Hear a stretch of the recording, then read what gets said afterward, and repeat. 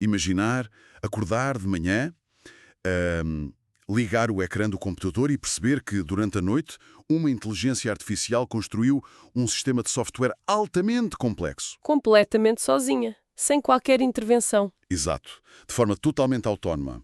Mas, o detalhe que realmente choca aqui não é só a autonomia, é que essa engenharia noturna custou menos à hora do que o salário mínimo exigido por lei para um trabalhador de fast food. É um número assustador, confesso. E o mais curioso é que o engenheiro que documentou este fenómeno não abriu uma garrafa de champanhe quando viu os resultados. As notas indicam que ele ficou fisicamente doente.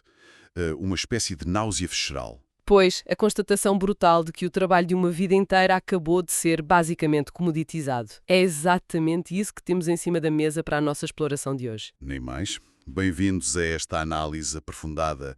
O nosso foco principal hoje é o trabalho meticuloso, as palestras e as notas técnicas de Geoffrey Huntley. Sobre um conceito que ele próprio batizou de Ralph Loop, não é? Exatamente.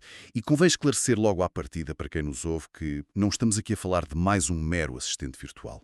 Aqueles que autocompletam umas linhas de código no ecrã. Não de todo. O que as fontes nos mostram é uma mudança tectónica. É uma transição implacável para a automação industrial pura. E isso, no fundo, obriga-nos a repensar toda a viabilidade económica da tecnologia atual. Claro. Mas vamos começar pelo princípio, porque o nome em si, Ralph Loop, tem tanto de hilariante como de sombrio. É um bocado peculiar, sem dúvida. Na gíria inglesa, Ralphing significa literalmente vomitar. O que espelha na perfeição esse enjoo inicial que ele sentiu perante uma disrupção tão esmagadora. Mas há aí uma segunda camada de significado, certo? Sim, ele cruza isso com uma referência cultural fantástica que é a personagem Ralph Wiggum, daquela série de animação Os Simpsons. Ah, o miúdo que parece que vive na Lua. Esse mesmo. O Ralph aparenta ter uma enorme falta de inteligência, mas compensa isso com uma persistência adorável. Ele nunca desiste de uma tarefa rudimentar. É daquelas personagens que bate com a cabeça na parede até à parede cair. O que é uma analogia perfeita para o que estamos a analisar, porque o motor mecânico desta força cega, o núcleo deste ciclo de comandos, assenta naquilo a que as fontes chamam de gestão determinística da janela de contexto. É aí que a magia acontece. Ou melhor, onde a mecânica é desmistificada. Explica lá isso um bocadinho melhor. Bem, a indústria tem vindo a perpetuar um erro colossal na forma como interage com estes modelos de linguagem. Há uma tendência quase instintiva para tratar a janela de contexto de uma IA como se fosse memória humana. Como se ela se lembrasse do que falámos há 5 minutos. Exato! Como se fosse uma área do cérebro com memória persistente, uma fita contínua que compreende o passado e o presente, mas, do ponto de vista da infraestrutura, isso é uma ilusão completa. Pois, os modelos não têm estado guardados lá no servidor. Nenhuma. A janela de contexto é estritamente um array. É uma matriz de dados. Cada vez que enviamos um comando a um modelo, o sistema tem de alocar essa memória de raiz. É o processo que na engenharia clássica chamamos de malloc, certo? A alocação dinâmica de memória. Nem mais. É preciso fazer esse malloc e carregar a totalidade do estado do mundo de novo, do zero, para dentro desse array a cada interação. O que, na verdade, desmonta por completo aquela promessa milagrosa do marketing das grandes tecnológicas. Porque eles vendem-nos modelos com 200 mil tokens de contexto, prometendo que podemos atirar bibliotecas inteiras lá para dentro. Pois, na teoria é lindo, mas na prática, quando começas a montar assistentes locais, com pesquisa integrada, regras de negócio rígidas e definições de segurança complexas, levas como uma parede. O chamado harness overhead. Precisamente, essa sobrecarga estrutural. Todas essas regras de base consomem a memória útil quase de forma instantânea. É muito engraçado porque o Huntley brinca que, no fim de contas, o espaço de manobra que sobra para trabalhar assemelha-se, à memória RAM de um velho Commodore 64. O espaço livre para resolver o problema real fica minúsculo e esses estrangulamentos de espaço levam-nos diretamente a um problema crónico que ele identifica como context rot. O apodrecimento do contexto. Soa péssimo. E é. Quando a janela atinge o limite físico de capacidade e tu continuas a injetar novas instruções, o modelo entra num pânico arquitetural. Tenta salvar a mobília, digamos assim. Sim, ele tenta reter a nova informação, iniciando um processo super agressivo de compactação de dados. Ou seja, tenta esmagar e apagar pedaços do histórico antigo para conseguir libertar espaço. Ao fazê-lo, A memória do modelo transforma-se numa função com perdas contínuas. Exatamente isso. Isso faz-me pensar, é como se o contexto fosse um vídeo publicado na internet. Se alguém descarregar um vídeo do YouTube e o voltar a carregar 1000 vezes sucessivas, o algoritmo de compressão ataca em cada passagem. Começa logo a perder qualidade. Completamente. Ao fim dos ciclos, as cores desvanecem-se, começam a surgir aqueles blocos de pixels mortos gigantes e o áudio transforma-se num ruído metálico horrível. A informação original simplesmente perdeu-se de forma irreversível. E neste caso dos modelos, a degradação é garantida. Quando a IA começa a sofrer dessa degradação de dados, ela perde literalmente o fio à meada das instruções base. E entra em alucinação profunda. Sim, começa a gerar código destrutivo que viola as premissas originais do projeto. E porquê? Pura e simplesmente porque a regra de segurança que o impedia de o fazer foi compactada e varrida da janela de memória. É o equivalente a construir uma torre do Jenga. Estás a ver aqueles blocos de madeira? Claro, um clássico. A base da torre contém os pilares cruciais. A arquitetura de base, as permissões. Se nós sobrecarregarmos a IA com dezenas de tarefas complexas de uma assentada, a janela de contexto enche até o topo.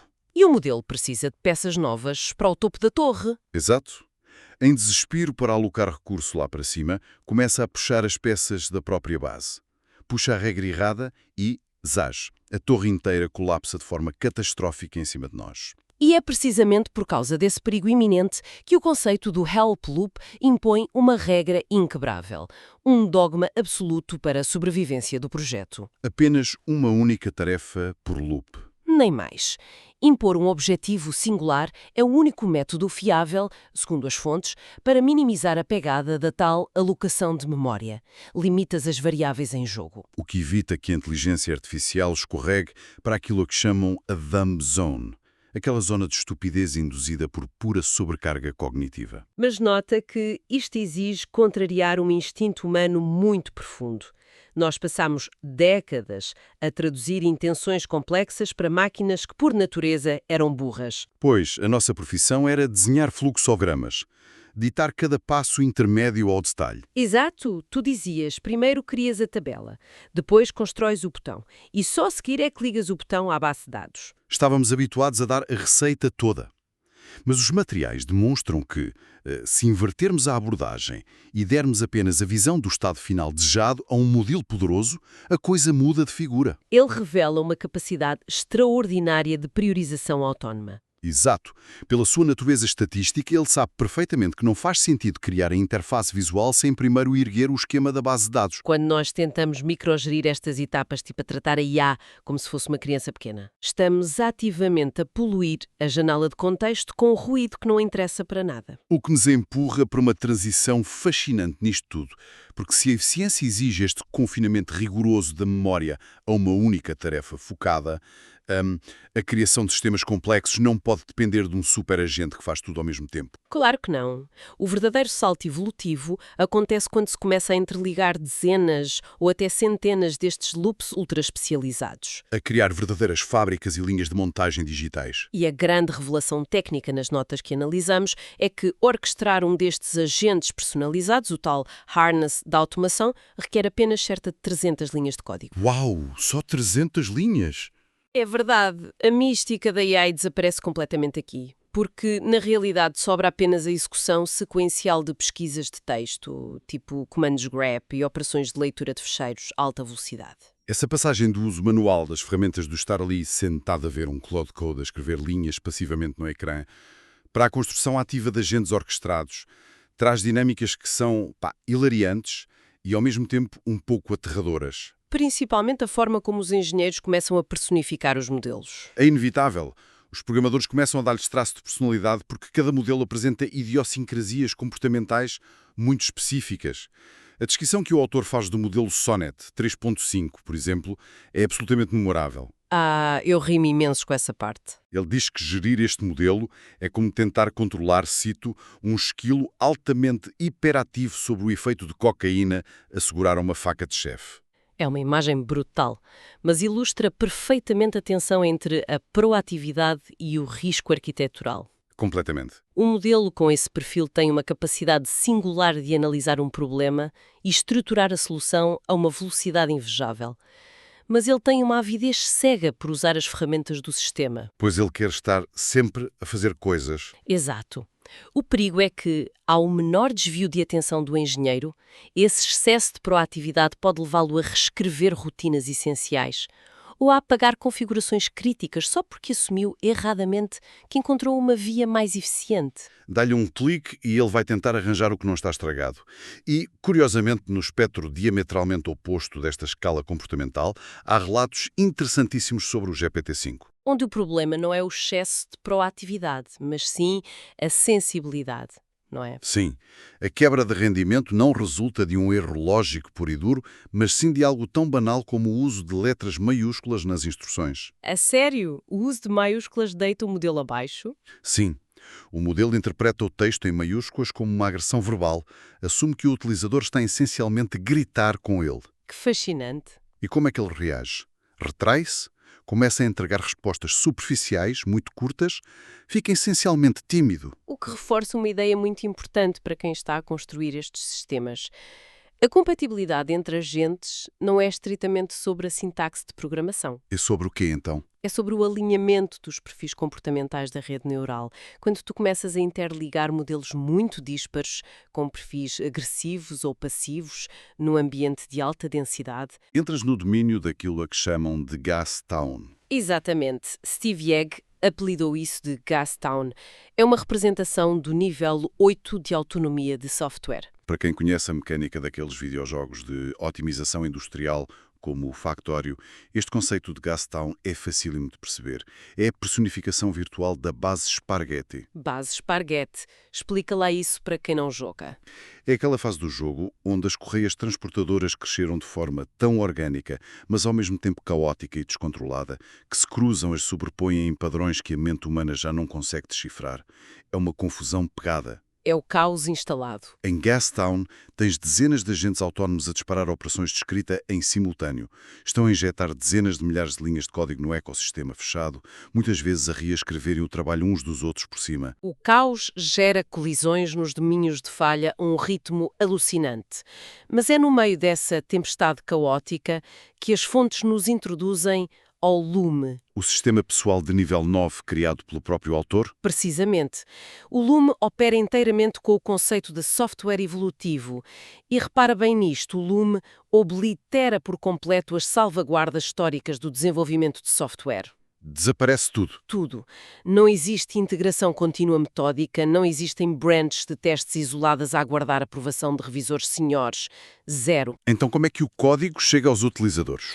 Os agentes geram o código, tomam as decisões e fazem submissões diretas, os commits, para a base de código primária. E as notas indicam que, em cerca de 300 segundos, as alterações chegam a clientes reais em produção. Espera aí. Vamos parar aqui um momento porque eu preciso de processar isto. Lançar código gerado por máquinas de forma completamente crua para a veia principal de um produto. Sim, diretamente para a produção. Numa janela de poucos minutos, sem que nenhum olho humano avalie sequer a sintaxe. Isso só há insanidade absoluta. É uma receita garantida para destruir uma base de dados numa sexta-feira à tarde. É o primeiro instinto de qualquer pessoa na área. Como é que se justifica este risco abismal sem falir empresas todas as semanas com comando mal formatado? É precisamente aqui que o paradigma vira do avesso. Essa reação inicial de pânico que tiveste reflete os resquícios da mentalidade clássica da programação. Porque na programação clássica, se a coisa corre mal, desligas a máquina. Exato. A resposta instintiva perante um agente que apaga uma base de dados é concluir que a IA é perigosa e tem de ser desligada para um humano ir lá reverter tudo à mão. Mas a nova engenharia diz o oposto. Que a culpa não é do agente. Nunca é do agente autónomo.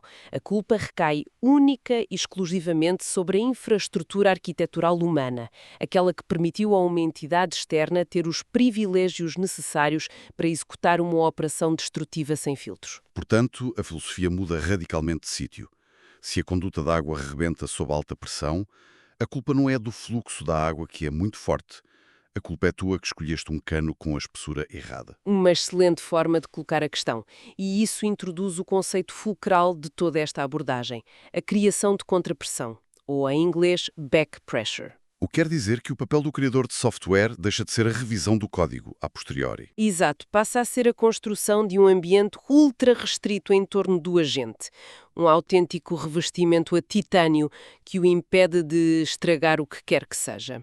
Essa contrapressão é, no fundo, a materialização física dos limites de segurança, certo? Sim, é desenhar os domínios de falha.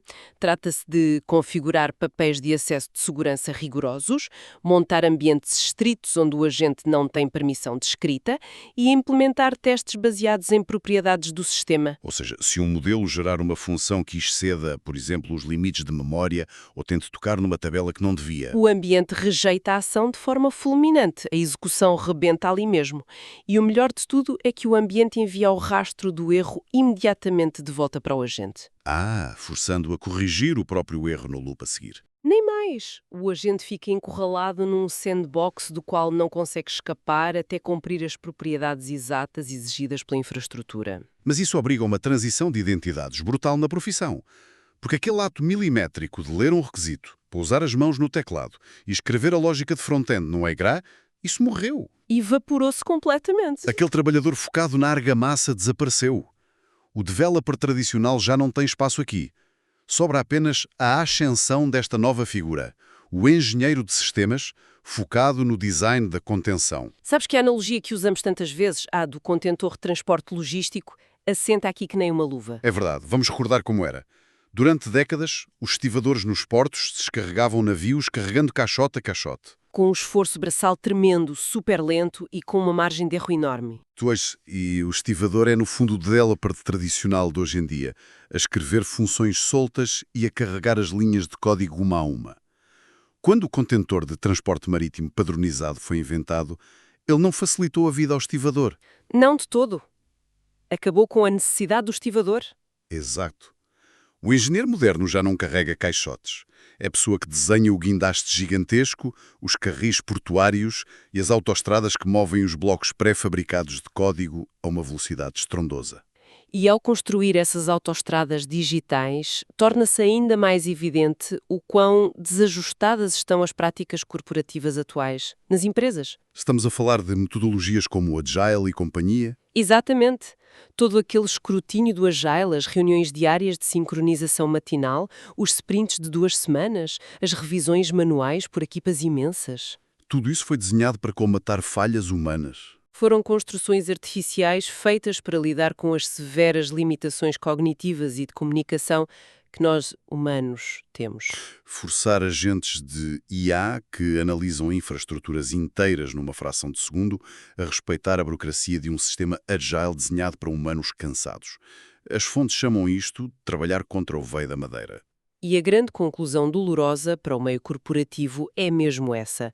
Se a adoção de inteligência artificial falha numa grande empresa, o obstáculo nunca é a imaturidade da tecnologia. É a teimosia da empresa. É a recusa cega da organização em desmantelar os seus próprios dogmas burocráticos, aqueles rituais que já perderam todo o propósito no mundo de engenharia automatizada. O que inevitavelmente nos empurra para a consequência macroeconómica deste avanço todo. O impacto financeiro que é absolutamente implacável. Porque quando eliminas a natureza artesanal de criar software, o custo de produção entra em queda livre. Até bater no fundo rochoso, nas simulações feitas sobre a execução contínua de um Half Loop avançado a operar ininterruptamente com modelos topo, o custo da mão de obra artificial cifrou-se num valor muito específico. $10,42 por hora. Cerca de $10 a hora. Por uma entidade operatória que não sofre de fatiga, não pede feriados, não tira folgas aos fins de semana. E que produz, numa única hora, a infraestrutura que exigiria semanas a uma equipa de engenheiros séniores. A receber salários astronómicos na Califórnia. A eficiência económica aqui aniquila qualquer justificação para manter estruturas super pesadas nas empresas. E isto põe um alvo gigantesco nas costas dos famosos falsos de mercado. Aquelas grandes barreiras de proteção competitivas que os investidores adoram. Exato. A vulnerabilidade destas muralhas é demonstrada nos materiais com um exercício prático fascinante, chamado Clean Rooming. O desenvolvimento em câmara limpa. Sim. Revelou-se com plataformas avaliadas em muitos milhões de dólares gigantes como a HashiCorp, ferramentas como o Tailscale ou gestores como o Gira, foram virtualmente clonadas numa questão de dias. Essa mecânica do clean rooming é, na verdade, letal para a concorrência tradicional. Explica como é que isso se processa historicamente, porque a analogia com o hardware é muito boa. Historicamente, foi a tática legal que a AMD usou para fazer engenharia reversa aos processadores da Intel sem violar patentes. Eles operavam a isolamento total. Sim, equipas separadas para evitar a contaminação por código protegido por direitos de autor.